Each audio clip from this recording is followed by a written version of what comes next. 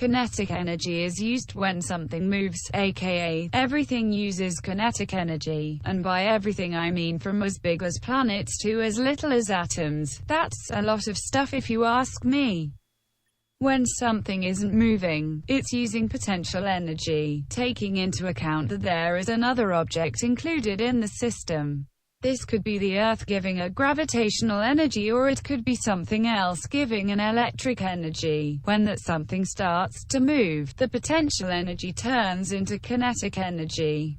The object must have mass and velocity to use kinetic energy. The formula for kinetic energy is being showed on the screen. I didn't know how to write it out in words.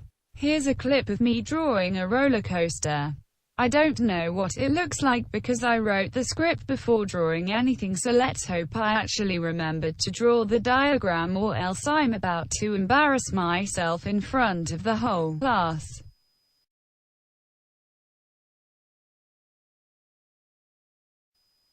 As the roller coaster is going up the slope, it uses more potential energy than kinetic energy. Once it reaches the other side and begins to go fast, it uses more kinetic energy than potential energy.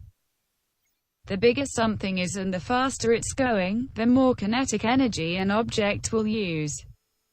Let's take two birds for example. You have a pigeon and an eagle. Now, why the eagle isn't eating the pigeon is a mystery to me, but let's pretend that the friends are something.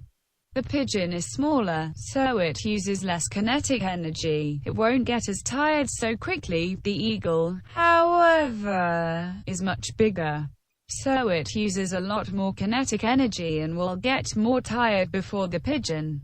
Another example is a ball. Before you hit it off the ground, it has potential energy. When you let it go and let it bounce, it uses kinetic energy to move.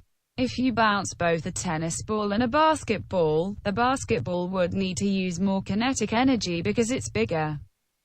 My final example is of a balloon. When it's blown up in tide, it has potential energy. The air can't move inside, but when you let the air out, it uses kinetic energy to move out of the balloon and back into the room. That's all I really have to say about kinetic energy. I hope that you all enjoyed this video, and I hope it helped you to understand what kinetic energy is.